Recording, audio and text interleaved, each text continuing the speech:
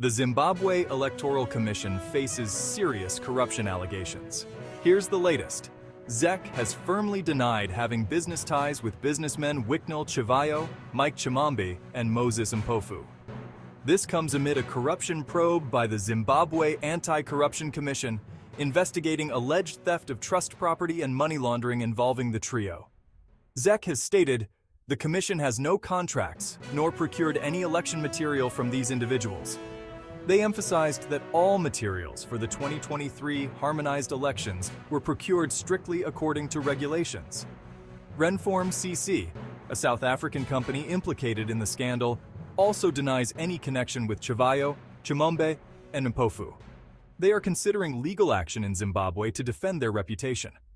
Both YEZEC and Renform CC challenge accusers to provide concrete evidence of the alleged agreements. YEZEC assures stakeholders that all procurements were above board, dismissing the allegations as misleading and mischievous. Stay tuned as this story develops.